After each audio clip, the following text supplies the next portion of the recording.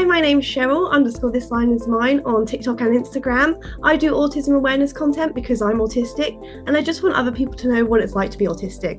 I talk about my experiences, but also I try and support other autistic people to know that it's okay to be autistic and you should be proud of it too. It's a difficult journey, but I try and let people know about some of the positives, but also some of the harder times.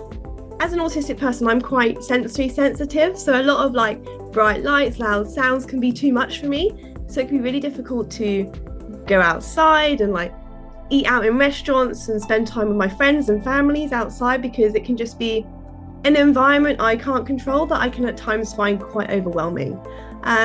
Through the years, I have learned ways to cope with this, like wearing earplugs and maybe just putting some music in can really help as well. But it can be quite inaccessible at times. Like the other day, I went to my regular exercise class, which I go to every week, and we had a different instructor who put the music up so loud. It was louder than a concert I went to the week before, which I was wearing ear protection for. So that was put me in sensory overload, and I was like, I literally go to this class every week, and this week it's inaccessible to me. Yeah, so it's quite overwhelming. I can become quite withdrawn and find it really difficult to communicate with other people, which then makes me anxious because I'm trying to ask people for help, but I'm struggling to communicate that I need that help. I can feel quite panicky, like I'm going to have a panic attack, or I do have a panic attack. And when I'm in sensory overload, my senses are even more heightened, so everything just becomes worse and it's a bit of a spiral. I normally have to leave the situation and maybe come back to it later. Yeah, so luckily my course are really understanding, and I've done a lot of work with them to kind of improve accessibility at uni.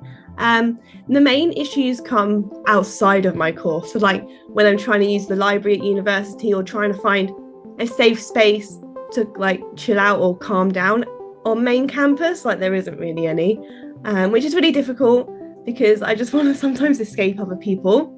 And also I'm a student nurse, so there's a lot of difficulties and barriers with working in the NHS as a student nurse who's also autistic. A lot of the times I end up not disclosing because I'm worried about people's perceptions. But this year, I'm in my final year of my degree, I have been disclosing a lot more to my placements, and I've had a bit of a mixed review. So some people, when I disclose I'm autistic, are really supportive and they're understanding and they try and listen to me. But other people are a common reaction I get is people go, oh, well, everyone's a bit autistic, or you're really high functioning, so I'm sure it doesn't impact you that much. And it's that's a facade I'm putting on, I'm masking my autistic traits, and that isn't the case. So it feels like people are just dismissing all my experiences, which is really difficult. Yeah, so in regards to ableism, normally it's people's facial expressions and looks and eye rolls or huffing or stuff like that, just being stared at and people kind of being taken aback and a bit judgy. I have never really had someone, not when I've been alone anyway, say something to me like that in person, which was really overwhelming because I didn't know how to address the situation. I didn't know what to do. And I'm in an airport. I was about to board my plane. The plane was already delayed, so I was a bit overwhelmed anyway. And when I'm in airports, I'm constantly trying to keep my cool. I like traveling, but it's an overwhelming place for anyone. And to have that lady just directly question my disability and my access requirements to my face, whilst sat literally next to me, was really overwhelming. I was I tried to stick up for myself, but when you get overwhelmed and angry, then you just start crying. That's what happened. And then I couldn't calm down because then I felt like she was judging me more because she was literally sat right next to me at the gate.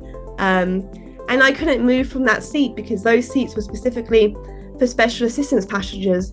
So I could board the plane first, which is an accommodation that I really need, otherwise I panic. So I couldn't move from the seat because all the other seats in special assistance were full. So I had to sit there and just cry with her sat next to me, which was absolutely horrific. I phoned my sister who calmed me down. But besides that, it is mainly just people's kind of perceptions, judging me, all that kind of stuff, but not really saying anything. And I would much prefer that, to be honest. I get a lot of ableism online, but doesn't everyone? It's been overwhelmingly positive. Like, I get negative responses every now and then, but through like the safety features, I've been able to kind of wean those out a bit. So it's been overwhelmingly positive. Like, supporting autistic people to be proud and accepting of who they are is like a massive one. I get a lot of people message me saying that I've helped them feel more confident about being autistic, or I've inspired them to get an autism diagnosis and they got diagnosed in the end and their life made a lot more sense, which is an experience I had when I was diagnosed. And just people saying that I make them smile and I make them happy, like, that's a good thing, right? That's what it's all about, right? At the end of the day. Exactly, that's why I do it.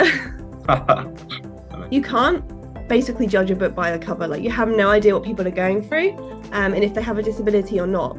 And it's not your right to ask them about their disability, or judge or question their access requirements. Like, for example, in this situation, I board the plane first, so I don't panic. And before I had that access requirement, I would panic all the time and it would just be a massive stress. If you just literally let me get on the plane first, I will be fine. And that's the person you're seeing. Like, when access requirements happen well, disabled people normally cope a lot better. Doesn't mean we don't need the core requirement. Do you know what I mean? So just be kind to everyone. You have no idea what people are going through, and you can't judge a book by the cover.